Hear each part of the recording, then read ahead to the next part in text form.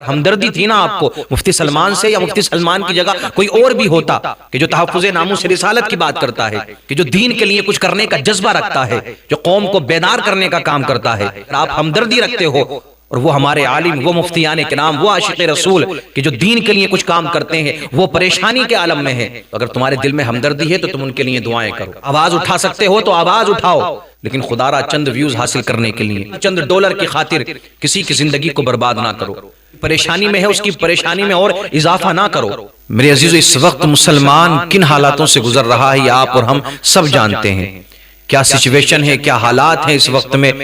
یہ کسی سے چھپا ہوا نہیں ہے، کسی سے پوشیدہ نہیں ہے، سب کے سامنے ہے کہ مسلمان کن پریشانیوں کا سامنا کر رہا ہے۔ اور اس وقت چاروں طرف سے ساری قوموں نے ایک قوم مسلم کو گھیر رکھا ہے،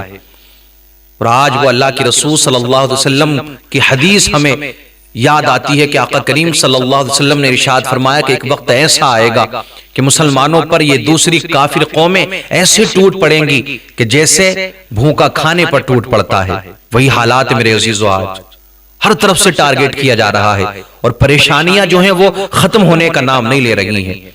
پریشانی کے بعد میں پریشانی آ رہی ہے، ایک پریشانی سے نجات ملتی ہے، پھر دوسری پریشانی ہاتھوں ہاتھ تیار رہتی ہے۔ اور اس وقت میں میرے عزیزو، بالخصوص ہندوستان کے مسلمان کہ جو بہت زیادہ پریشانی کا سامنا کر رہے ہیں، بالخصوص علماء کی میں بات کر رہا ہوں۔ آج آپ دیکھیں علماء ٹارگٹ پر ہیں، اور یاد رکھنا میرے عزیزو، اگر علماء ہی ہمارے خاموش ہو گئے، علماء کو ہی خاموش کرنے کی کوششیں کی گئیں، ان کی آواز کو بند کرنے کی کوشش کی گئی، تو یاد رکھنا اگر آپ نے ان کا ساتھ نہیں دیا نا، آپ اپنے علماء کے ساتھ کھڑے نہیں ہوئے، تو وہ دن دور نہیں ہے کہ پھر آپ کی نسلیں گنگی ہو جائیں گی۔ اور آج آپ دیکھیں کہ تحفظ ناموس رسالت کے لیے اپنا سب کچھ قربان کرنے والے مفتی سلمان ازہری کہ جن کو گرفتار کیا گیا، پھر اس کے بعد میں رہا کر دیا گیا، پھر دوسری جگہ سے FIR درج ہوئی، پھر وہاں ان کو لے جایا گیا، اب 3 دن کی کسٹڈی میں ہے وہاں پر وہ۔ آج وہاں بھی فیصلہ آنے والا ہے، لیکن ابھی فیصلہ آیا نہیں تھا کچھ سے کہ پھر تیسری FIR ان کے خلاف درج ہو جاتی ہے۔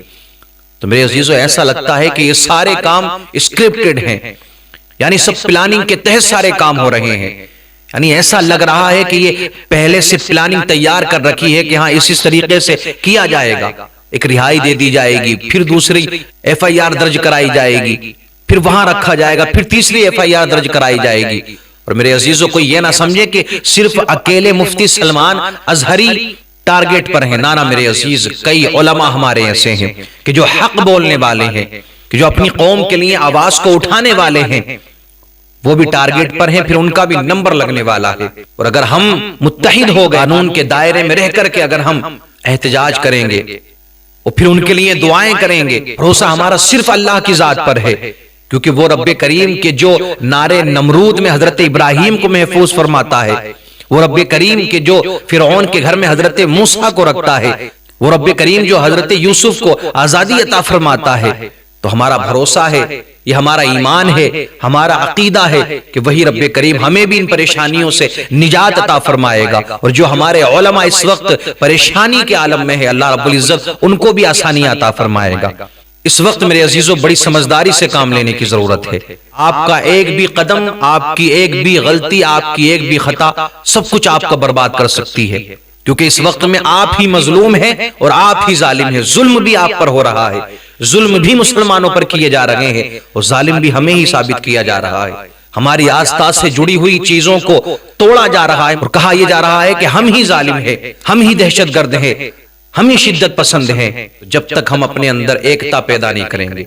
جب تک ہم اپنے اندر اتحاد پیدا نہیں کریں گے، میرے عزیزو، جب تک کچھ ہونے والا نہیں ہے۔ ہمیں ایک پلیٹ فارم پر آنا پڑے گا، ہمیں ایک ہونا پڑے گا، اور اپنی آواز کو ایک ہو کر کے ہمیں بلند کرنا پڑے گا۔ لیکن ایسے نازک وقت میں بھی میرے عزیزو، ایسی سچویشن میں بھی کچھ لوگ ایسے ہیں کہ جنہیں صرف اپنی ہی مستی سوج رہی ہے، ان لوگوں سے بار بار اپیل کی جا رہی ہے، ان سے کہا جا رہا ہے کہ تم ایسی حرکتیں نہ کرو۔ جب بتا دیا گیا کہ مفتی سلمان ازہری اس وقت میں کسٹڈی میں ہے، تو جو یہ کچھ یوٹیوب چینل والے ہیں نا میرے عزیزو، کہ جو چند ڈالر کی خاطر، چند ویوز حاصل کرنے کی خاطر نئی سے نئی کلپ نکال کر کے لا رہے ہیں مفتی سلمان ازہری کی، نئی سے نئی ویڈیو کاٹ کر کے اس کو اپلوڈ کیا جا رہا ہے، اس کو وائرل کیا جا رہا ہے، شیئر کیا جا رہا ہے، تمہیں تھوڑے سے ڈالر مل جائیں گے، تھوڑے سے ویوز حاصل کر لو گے، تھوڑی سی کمائی تمہیں حاصل ہو جائے گی، لیکن یاد رکھنا اس کا حساب تمہیں بروز قیامت دینا ہوگا۔ کہ ایک وہ شخص کے جو اپنا سب کچھ قربان کرنے کے بعد میں زمین پر سونے کے لیے تیار ہے، جو سلاخوں کے پیچھے اس وقت میں اپنے ٹائم کو گزار رہا ہے، آپ کو چاہیے تھا کہ آپ دعائیں کرتے، آپ کو چاہیے تھا کہ اجتماعی طور پر اگر ہمدردی تھی نا آپ کو مفتی سلمان سے، یا مفتی سلمان کی جگہ کوئی اور بھی ہوتا کہ جو تحفظ ناموس رسالت کی بات کرتا ہے، کہ جو دین کے لیے کچھ کرنے کا جذبہ رکھتا ہے، جو قوم کو بیدار کرنے کا کام کرتا ہے، مفتی سلمان ہو یا ہمارے دیگر علماء ہو، دیگر مفتیان کرام ہو، کوئی بھی اگر ایسے عالم دین ہے، کوئی بھی شخص ہے، اگر آپ ہمدردی رکھتے ہو اور وہ ہمارے عالم، وہ مفتیان کرام، وہ عاشق رسول کہ جو دین کے لیے کچھ کام کرتے ہیں، وہ پریشانی کے عالم میں ہے، تو اگر تمہارے دل میں ہمدردی ہے تو تم ان کے لیے دعائیں کرو۔ آواز اٹھا سکتے ہو تو آواز اٹھاؤ، لیکن خدا را چند ویوز حاصل کرنے کے لیے، چند سکوں کی خاطر، چند ڈالر کی خاطر کسی کی زندگی کو برباد نہ کرو۔ کوئی پریشانی میں ہے، اس کی پریشانی میں اور اضافہ نہ کرو۔ یہ وقت ہے بیدار ہونے کا، یہ وقت ہمیں یاد دلا رہا ہے کہ ہاں دنیا کو چھوڑ دو، اب آ جاؤ رب کی بارگاہ میں، اللہ کی طرف لوٹ کر کے آ جاؤ۔ یہ وقت ہے جو ہمیں جھنجھوڑ جھنجھوڑ کر کے کہہ رہا ہے کہ یہ دنیا والے تمہارے لیے کچھ نہیں کر سکتے ہیں۔ جب تک تم دنیا والوں سے واسطہ رکھو گے، ان سے آسرا رکھو گے، ان سے امیدیں باندھے رکھو گے، تم پستے چلے جاؤ گے۔ یاد رکھو، آ جاؤ رب کی بارگاہ میں، اپنا تعلق اللہ سے مضبوط کر لو، اللہ کی بارگاہ میں سجدے کرو، اپنی امید اللہ سے رکھو۔ جب تم ایسا کرو گے تو دنیا تمہارے قدموں میں آ جائے گی، پھر کسی کی مجال نہیں ہوگی کہ وہ تم سے آنکھ اٹھا کر کے بات کر سکے۔